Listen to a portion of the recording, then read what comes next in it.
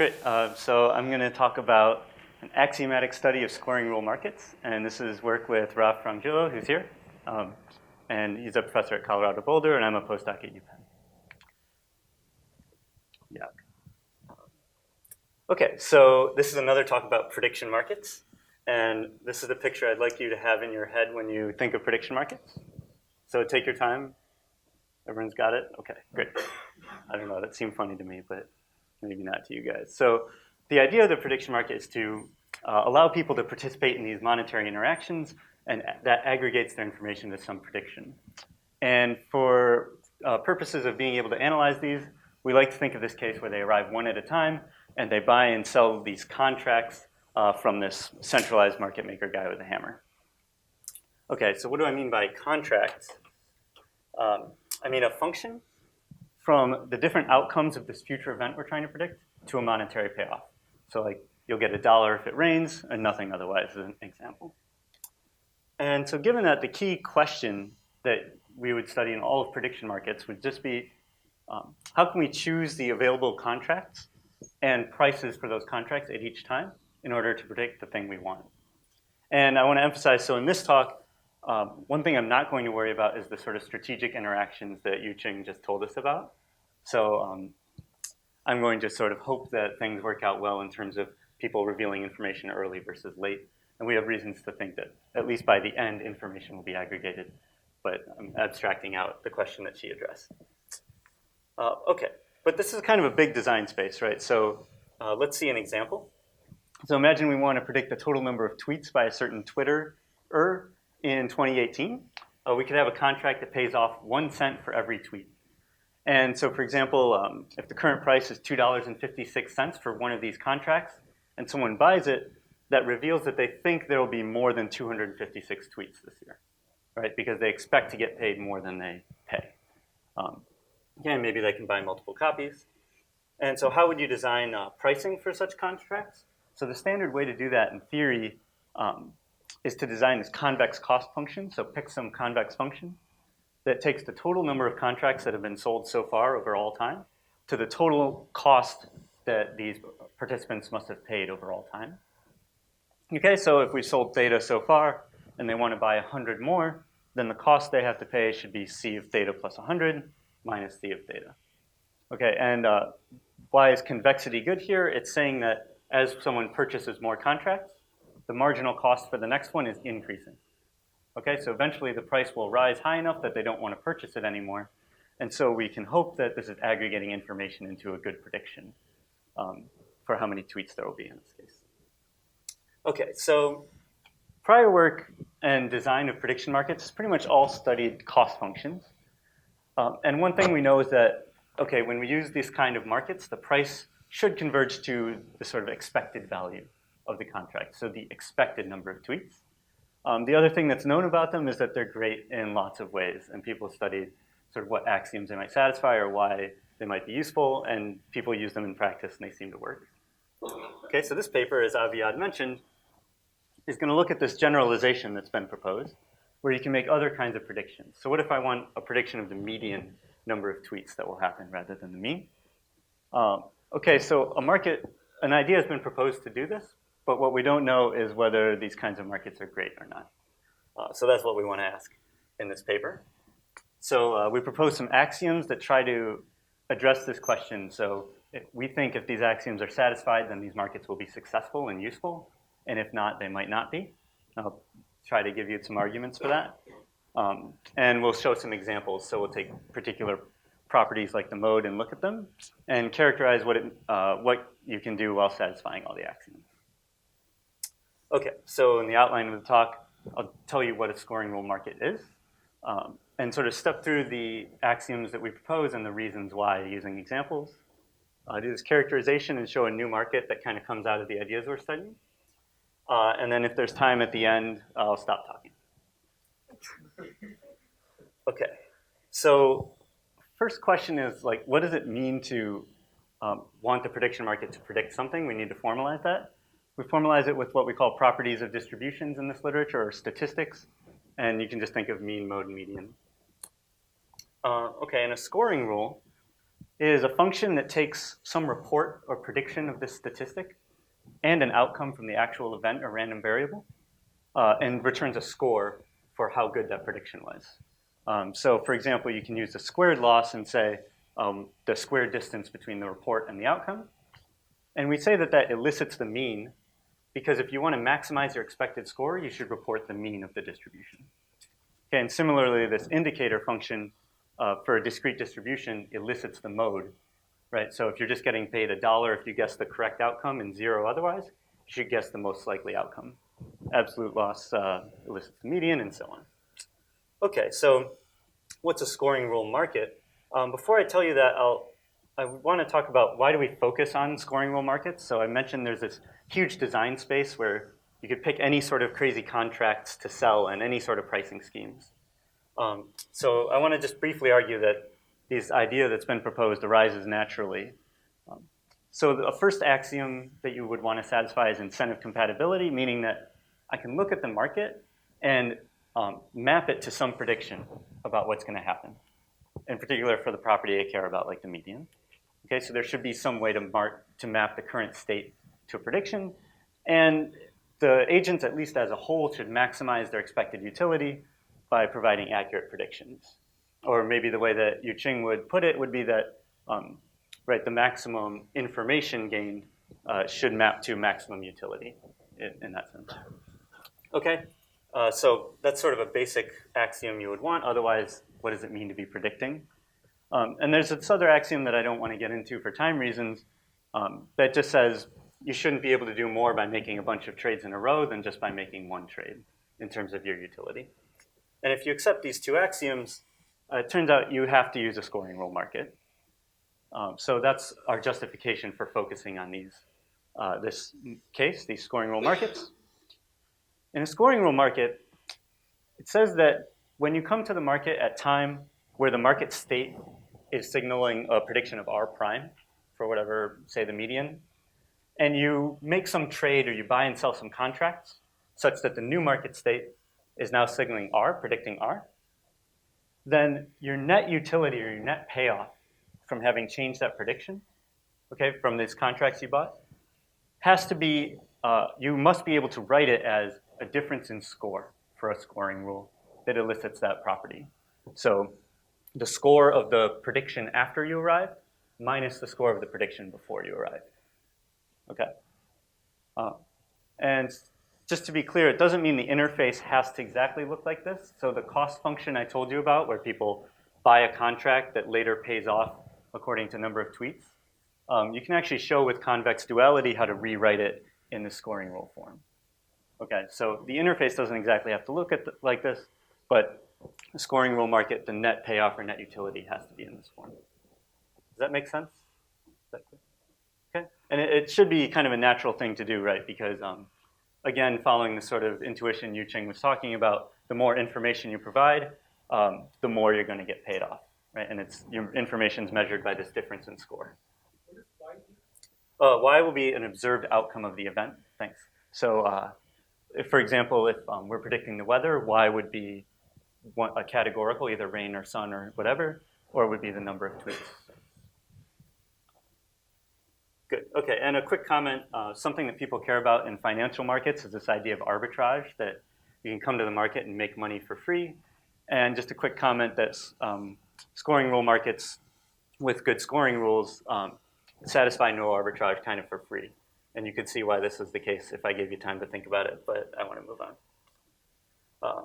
Okay, so we know, and people proposed that you would use the scoring rule market idea back in 2008, but it left the question of, like, do I expect it to actually work or not? So what I want to do is step through a couple examples and show you why we think they might fail and what axioms we use to formalize that. Okay, so imagine we want to predict the mode, so the most likely weather tomorrow. I guess Aviad already gave away the answer, but so here you can imagine the scoring rule, which is the indicator of whether your prediction was correct or not, scaled by alpha. Okay, and so what that means is if you imagine the second person to arrive, first person predicted rain, the second person predicts sun. If it ends up being sunny, the score they get from that interaction is going to be alpha. because they were correct, the previous one was not. Their score was alpha, the previous score was 0. If it ends up being rainy, they get minus alpha. And if it ends up being something else, they get 0 because both of these predictions were wrong. And this indicator function would be 0 for both. Is that clear? Hopefully that's clear. Okay.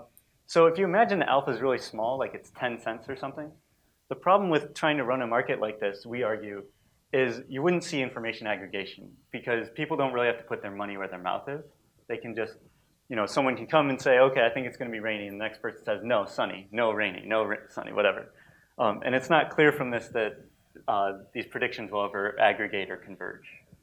You could try to deal with that by scaling alpha up to really large, like $50 or something.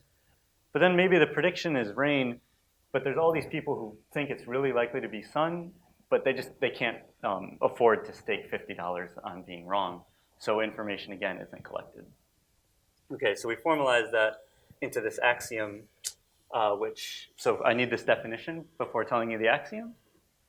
Liability we use as a term to just say the most amount of money a trader might lose. Okay, so in the previous examples, it would be alpha, right? You might lose up to alpha depending on what happens in the future.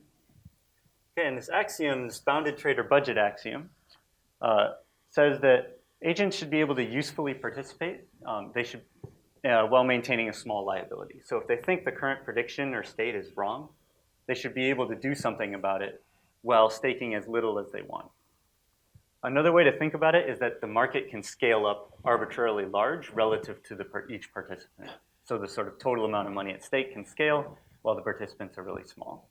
And we think this is a good thing for markets to satisfy. But the mode doesn't satisfy it. So we can actually show no scoring rule market for the mode or any generalization called finite properties, which I won't tell you about, can satisfy this axiom. And we can use characterizations that are known of all scoring rules to prove a statement like this. Okay, so if you're trying to run a prediction market for these kinds of properties like the mode, our prediction for you is that you might run into trouble because of this issue. Okay, let's see something more positive. So imagine you wanted to run a prediction market for the median of Trump tweets or whatever. So you could use this negative of the absolute difference as the score. And so what that means is that your payoff for participation will be the difference in absolute loss between your prediction and the previous person, right? Okay. And as long as your belief doesn't contain a point mass, so you have a distribution, a density function, every scoring rule market for the median and for any quantile will actually satisfy this bounded trader budget axiom. And it's kind of easy to see why, because you can just make a very small change, and your difference in absolute loss will be bounded. Okay, it's easy to see why for this particular loss function, it also holds for the rest of them. Okay, so that's great. Is there anything wrong with the median market? Okay, so the main axiom we study is getting at this idea of what does it mean to be a market. And we argued that one of the key features of markets is the ability to both buy and sell things. So whether it's commodities and goods or these contracts. And the cost function market lets you do that. You can come and say, I want negative 30 copies of this contract. That's the same as selling 30 back. Or if you bought 30 before, you can sell them all back and get rid of them. But for the sake of time, I'm going to ask you to believe me that in the median market, sometimes after you made a previous trade, like you moved the prediction from 100 to 200 or something, you might come back to the market and you find there's no way for you to decrease your risk. There's no participation you can make, no new prediction that lets you get rid of that risk that you took on or that liability. So if the prediction's back down at 100, that'll be the case, and you can think about why. Okay, and we view this as a bad thing for traders who are worried about risk. Okay, so formalize two axioms to try to capture this. The weak neutralization axiom. I'll say what neutralization means after defining them. So that if you start with this liability D, so you could lose up to D dollars, there always exists some trade that will improve that position. So you're reducing your liability. You can sort of sell back at least some of your current position. And a stronger version called trade neutralization says that you can completely neutralize your risk. So you can do the same thing as in weak neutralization, but you actually end up with a constant liability, meaning no matter what outcome happens, you know the exact amount of money you're going to get. It's a constant. It doesn't change. So you have no risk. You might have lost some money, but not as much as D, and you have no risk anymore. And we'd like markets to satisfy that. We'd like people to be able to get rid of all their risk if they can. Unfortunately, for like the median market and any quantile market, they're not going to satisfy either of these axioms.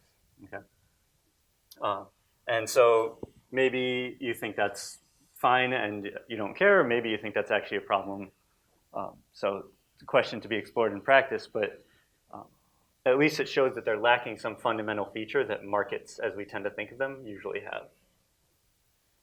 Okay, on the other hand, if we think of means or expectations of random variables, markets for those, it is known, or direct axioms, how to define markets that do satisfy all the axioms I've told you about so far if we want to predict the expectation of a bounded random variable. In particular, you can use a cost function-based market that's carefully designed, as prior work has shown us how to do. Okay, so this raises the question of what else, what other kinds of markets and what other kinds of properties of distributions would satisfy these axioms. Okay, so the kind of main theorem or result of the paper is that if your scoring rule market satisfying trade neutralization, then actually it has to be essentially a cost function-based market of the form I told you about before. So it has to be selling these contracts which pay off some, like for example, according to the number of tweets. And it has to use this cost function to set prices. And there's this, actually some interesting math involved that I don't have time to tell you about that kind of goes into this. I think it's fun, but we can talk about it offline. But the corollary is because we know that cost functions only correspond to expectations, not things like medians or any other property. To satisfy all the axioms, you really need to have a prediction market that's predicting the expected value of something. Okay, so before I end, I want to mention that investigating these ideas led us to think about and propose some ideas for markets and interfaces that hadn't been mentioned before, but we think are kind of neat. So here's an example that satisfies the weak neutralization axiom, but not this stronger trade neutralization. Imagine you want to predict something like the ratio of expectations between two random variables, so like the expected number of Trump tweets over number of Bieber tweets. The market is the exact same as the one I told you before, this cost function, but you don't pay with money. You pay with your own Bieber contracts. You buy Trump contracts in return for Bieber contracts. And otherwise, it's exactly the same. And it turns out that if the price is 0.07, that means that the market predicts a ratio of 7 Trump tweets for every 100 Bieber tweets or something. And this doesn't satisfy trade neutralization, but it does satisfy the weak axiom of neutralization, which we think is kind of funky and a little different. Okay, so I'm out of time, so I won't read the takeaways, but we're hoping that this leads to further questions and investigating either creative designs or more axioms, or reasons that our axioms are bad and why you should do something else instead. Thanks.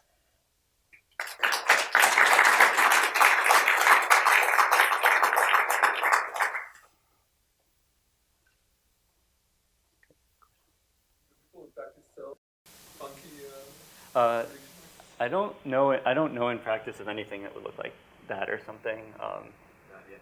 Not yet, hopefully. Yeah, actually a lot of prediction markets happen internally within companies, and we don't know as much as we would like about what they're actually doing when there's a ton of prediction markets running. I have no idea what kind of techniques they use because they're in companies, not public.